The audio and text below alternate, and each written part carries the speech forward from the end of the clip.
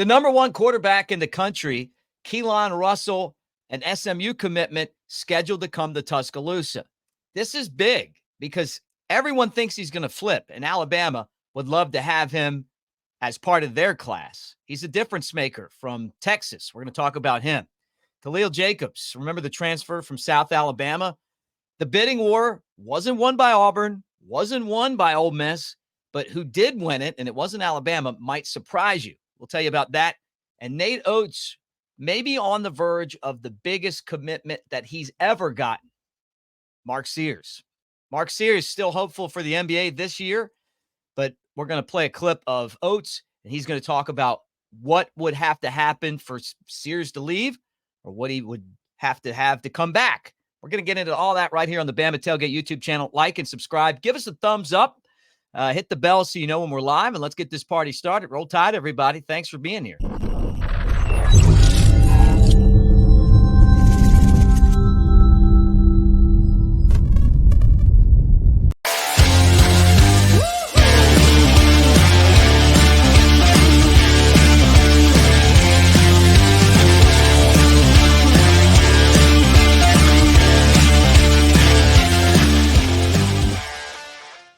Roll Tide, everybody. There he is. Look at that big smile on Big Sexy Elmo at Brett Elmore Show. Looking good, sharp with a new haircut.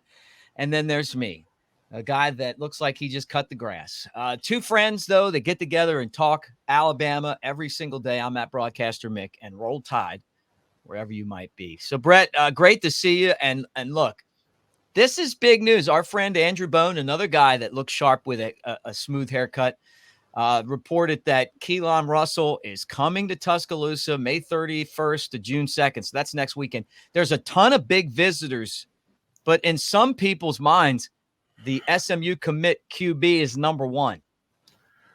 Well, I mean, yeah, he's an SMU commit because that's like right in his backyard, Duncanville, Texas. Goes to Duncanville High School, and it's great to have him on campus. It's very intriguing. This guy led Duncanville to a 14-1 record last year, and back-to-back state championships. This guy's a winner. Completed 72% of his passes, nearly 3,500 yards, 38 touchdowns, and only 3 interceptions. And he's got the wheels too. He ran for 361 yards, 6 touchdowns. The guy's a winner. He knows how to win. He's committed to SMU. Ole Miss is making a hard run at him. We're just going to have to get out our switches and try to beat off the competition if we want this guy. He's the number one quarterback on ESPN. Dottum, Cruss, Prez. You may know him as Keelon, but, I mean, he's got a lot of nicknames, but you talk about what he brings to the table. LSU's done a nice job of recruiting his high school. Right. Yeah. And the thing that hurts SMU is that they've lost a lot of their coaches on offense to other schools, right? Their offensive coordinator went to Duke, and they lost another coach to Baylor. So you're talking about new guys coming in, trying to keep him. 6A football in Texas is a big deal. You mentioned the back-to-back championships. The guy completes 72% of his passes. And just about 3,500 yards passing and 38 touchdowns, only 3 interceptions. I mean, think about that for career's work, right? Yeah. But he's just really, his stock's on the rise. He's trending up. Caden Durham was on his team, now a 4-star running back at LSU, a big-time talented player. Another LSU commit is 5-star wide receiver Decorian Moore, and he's also played with Daylon Singleton, who is one of his best friends, and going to SMU. So I got this feeling that he's going to go somewhere else. Being in Tuscaloosa, seeing the way that the offense is going to work under Kalen DeBoer, under Nick Sheridan, I think that he's going to be really excited about what he sees. Alabama's going from defense first to offense first just because of who the head coach is. Yeah. And honestly, the way that college football is played now, I mean, if you can play solid defense, but you have a great explosive offense, you're going to win. And when Alabama goes out and tries to recruit players, the biggest sales pitch to me is when you can look at those guys and go, you're a winner. You've won back-to-back. You might win a third this year. You want to come somewhere that we're accustomed to winning too. We care about winning. We put winning first. And maybe someone like him who's got all the big stats might not care as much about the stats as much as they care about the bottom line, and that's winning. And also, don't forget, I mean, Alabama's got some Texas quarterbacks. Oh, yeah. Yeah. Interesting to see how he leans. I don't think he's going to SMU. He's getting too much attention from, no disrespect, but bigger programs that he'll land somewhere else. Yeah, he's got something else cooking, and hopefully that's cooking in Tuscaloosa. That would be a big get for Alabama. And we've kind of become a quarterback factory, just like every other position. And we'll see what the board does as far as keeping that going. I know a lot of you guys are like, well, what about Juju Lewis? Hey, I'd love to have Juju too. I mean, he's another one of those guys out of Georgia that Alabama's keeping a close eye on. But you got to go out there and try. You got to bring in all the major quarterbacks so that you get one of those guys. And hopefully, in Alabama in the past has gotten some years 2 of those guys. But that's how you keep this thing rolling. And so we'll see what happens. So we'll try to follow up on how his visit went when he comes. Now, I thought that Khalil Jacobs, because he played with Kane Womack at South Alabama, the linebacker was going to transfer. I figured, hey, this is going to be a slam dunk for Alabama. Remember, he got in the transfer portal in the fall and then went back in right after the season to South Alabama. Then he popped back out again, and it was Auburn and it was Ole Miss. It was like this battle between those two and us, right? Then is he coming to Tuscaloosa? And what it turned out, from what I understand, is basically a bidding war to see how much, NIL you could get to go somewhere. And I don't blame him. I mean, hey, if it'd be hard not to do that. And when it was all said and done, Missouri. Did you believe that? Missouri? Surprise, surprise. Coach Drink pulling out the wallet. He probably had to probably paid him in coins. Probably paid him in quarters. Come on, man. We had to scrape up some quarters, but we're going to get you here. Yeah. Surprise, surprise. It goes to Missouri. But we predicted we wasn't going to come to Alabama. So there you go. You could feel kind of feel the momentum in this, and but you wish him the best. It's just the way that it works. It would have been great depth at Alabama. I don't know where he would have slid in if he'd have started or backed up, but at Missouri, obviously he's going to be, I would think, one of their starters, and that may be important to him too. Not only to get the NIL cash, but also to go somewhere where you're really going to play. And and that's honestly, that's part of what the transfer portal is all about, right? Just getting on the field and finding playing time. Hey, guys, I want to remind you that the show is presented by Pearl River Resort. We are celebrating 30 years, Golden Moon Casino, and obviously Silver Star. Great acts, Boys to Men, Brian McKnight, Big and Rich. Gretchen Wilson's going to be there. Rodney Carrington, the comedian. We got table games and slots, the Timeout Sports Lounge, and Dancing Rabbit Golf Course, which is the Augusta that you can play. All right. This is something that I'm curious about. Let's throw this up on the screen here. Let's listen to Nate Oats talking about Mark Sears. Yeah, I mean, we kind of met with him, see where he's at. He's got 2 more workouts. He's going to work out for Houston, Milwaukee. We're going to get the feedback. He's going to go right up to the last day because he's got to work out with Milwaukee on the 29th. And, if he doesn't, the feedback's not guaranteed contract. I think he'd love to come back here and try to win a national championship, but obviously his ultimate goal is to play in the NBA. And if, like we told him, if he gets great feedback that he's going to get a guaranteed contract, we're all happy and he stays in the draft. He's already graduated college. He achieves his lifelong goal of playing the NBA. If, we feel like it's more like a 2-way, then I think he's going to be back here and try to win a national championship with him. So he's in a great spot either way. And, we're in a great spot too. Take a kid that transferred from Ohio. We're either going to get him back, try to win a national championship, or we're going to help him get to the NBA. So we're all in a good spot with him. All right. Yeah. First off, I love the fact that the guy's not afraid to talk about national championships. If you're serious about winning a national championship, then you got to be able to talk about national championships. And, and shout out to Johnny Crogdon for the video on ABC 3340. But I mean, like, this is what it's all about, man. I mean, this is what it's all about. You have to be willing to say, we're going to win a national championship. We're going to try to win one with this guy. You don't start talking like that, Brett, unless you know that you have a chance to win one. And Nate Oats focused like a laser beam on getting that national championship. It would be unbelievable if Bama won a basketball championship. We have a chance. Even without Mark Sears, we have a good chance. I mean, I like our chances. But look, I don't know. I've always leaned that Mark Sears was going to come back. I'll tell you this, though, Mick. We'll know Wednesday. That's the deadline. Yeah. May 29th is the deadline, and you got to withdraw from the draft. You return to school then. But we're going to know here in the next week what his plans are going to be. And as soon as we find out, we'll try to be the first to know, right? I think like you, man. I really feel like he's coming back. I think, yeah. I think that that it would be a waste of his season to go spend it in the G League, right? But he's a good player.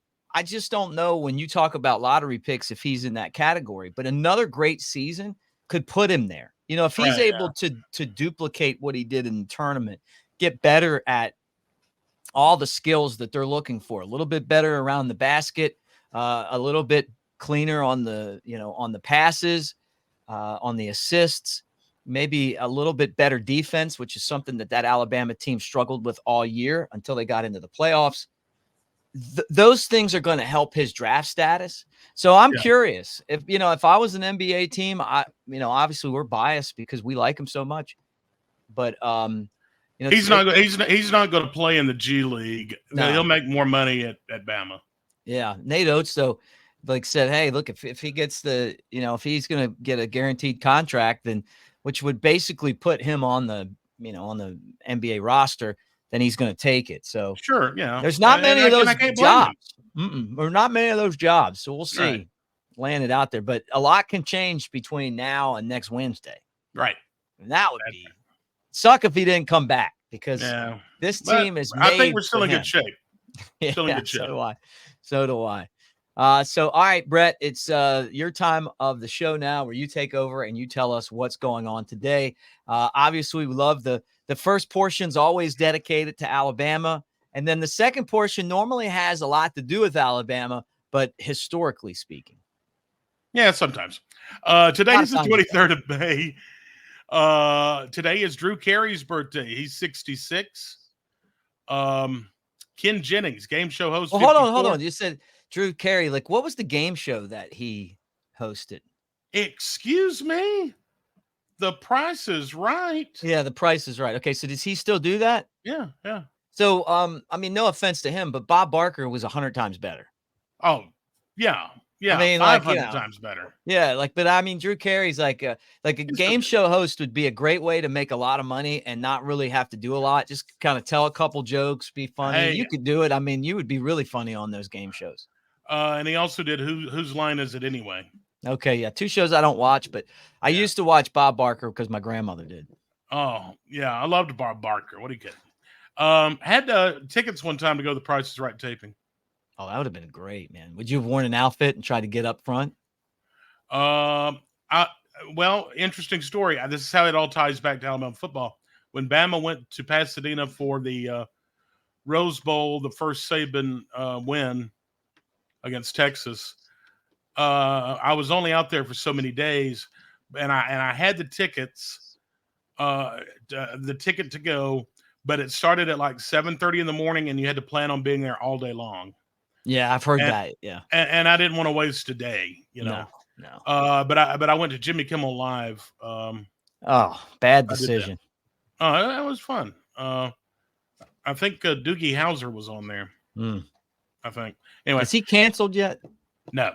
Oh, okay. No. Ken Jennings is 54 today. Game show host now of Jeopardy. Yeah, don't know much about that. No. I'll tell you this though. I do when I go to Unique Bar. Our friend Coleman's there. They watch Jeopardy every day, and it seems like I'm always there so I know who you're talking about. Yeah, but yeah, kind of slim pickings today on the birthdays.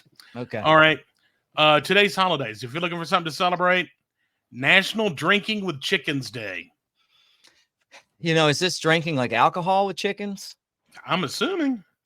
I mean, whoever like the person that was like, we've got to do this, Yeah. right? Awful. You sit around with your chickens and you drink. Did you see the video? It was like a chamber meeting in Boca Raton, and it was like a lady, and she gets up there and she was like, we need to make this National Sugar Daddies Day. And like, so she came up there with the real old guy. It was like last year. It was like a real city council meeting. Yeah. And she started talking about why sugar daddies were important. I do remember that now. Yeah, I do remember that. That was in feels a little like this. It feels a little like this to me. Today is National Lucky Penny Day. Today, man, I got to tell you, the Lucky Penny thing is when I worked with Ryan Sandberg, the Hall of Famer, who, by the way, just beat cancer, or at least he got a clean bill of health after fighting prostate cancer a couple of days ago. Rhino was like superstitious, and so he pulled pranks on people all the time. So one time I had all these pennies in my ashtray, and I knew which way we were going to be going, and I put pennies all face down, or actually face up, because he would pick them up, and I watched him like picking up pennies like all the way, like he couldn't stop it. Like it was almost like an OCD thing, but I enjoyed watching it. That's funny. I would have loved to have seen them. Saban was a lucky penny guy. Remember that? Yeah, his daughter gave him a lucky penny. Today, if you are a medical coder, today is your day. Not a bad job. You can do that from home now. Yes, you can. And finally, I know this is something near and dear to your heart, because we had a conversation off the air about this the other day, Mick. Today's World Turtle Day. Oh, I love my turtles, man. I got one. It's a Herman's tortoise, which is native to Europe, and he's a great pet. I got him after my Jack Russell died. I was so depressed when Poncho died, and I was like, I'm getting a pet that will outlive me, or at least it'll live a long time. And that's when I got Franklin, and he's actually like got a great personality. If you put a ping pong ball in there, he likes to hit it around with his head. He likes to be petted. Yeah. Wait a minute. I've been to your house and I haven't seen a turtle. I was sleeping in a house with a turtle. Yeah, tortoise. He's a tortoise. But if this, because we were talking the other day, if I see a box turtle, or one of those gopher tortoises, or whatever, if I see them crossing the road and they need like to get across, I stop and get them across. I just love them, man. I had a pet when I was a kid. My dad and I were driving, and my sister, and this box turtle was in the road, and my dad was like, hey, we're going to get him. And we got him and named him Igor, and he ate hot dogs, and he was a great pet. Like he was cool, like eventually we let him go. But for a while, he ate hot dogs. He ate raw hot dogs. That was his favorite food. Like he would eat worms and stuff too, but hot dogs are his thing. Did he have ketchup and mustard with it, or just plain? How did he like his hot dog? He liked them cut up like in little tiny pieces, and then he'd just take them down. He'd do this like to the hot dog, like he was like this, and then yummy. Thought they were big worms. But I do love turtles and tortoises, man. And then the other cool thing is when I'm out on the boat, once in a while you'll see one of those like giant like water tortoises, and they're huge and they're beautiful, man. They're sea turtles, man. Oh yeah, dude, like just amazing. Like, so I'm a big fan. I'm still accepting reservations to come out on your boat, so I'm open anytime. Come on, dude. You can reserve me. You can reserve me anytime you want to. Ain't going to cost you a dime. Come on. Today in history, a couple things we'll talk about. I thought I had something more interesting than this. Well, I'll throw it up there. We'll make it. Right. Anyway, 1934. I love this story. I love the biographies and movies and everything. Bank robbers Bonnie and Clyde shot to death in a police ambush as they're driving a stolen Ford Deluxe along a road in Louisiana. Yeah. That's, that's kind of, man, that's one of the all-time like great stories. They call it a love story, right? This couple that went around robbing banks and stuff. They were bad to the bone. Bad to the bone, yeah.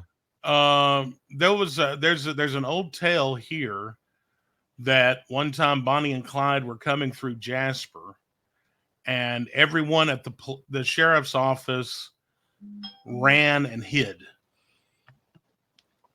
Yeah, that's kind of that's not what you want with your law enforcement. No, but that's, they were just bad to the bone.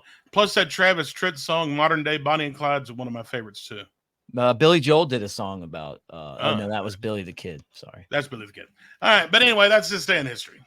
All right, guys. Brett, you do a show every day, every morning. Tell us about it. 6 till 10, WJLX1015.com. If you like the classic hits, tune in. We have fun. It's available on all major apps. And guys, newlifeart.com, Bama Tailgate is the promo code. Take advantage of this. I'm telling you, take advantage of this.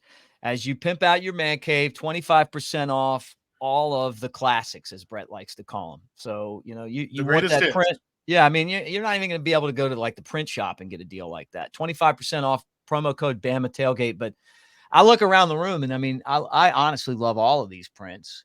But, there may be one that you were like, you know what? I always wanted to get that one.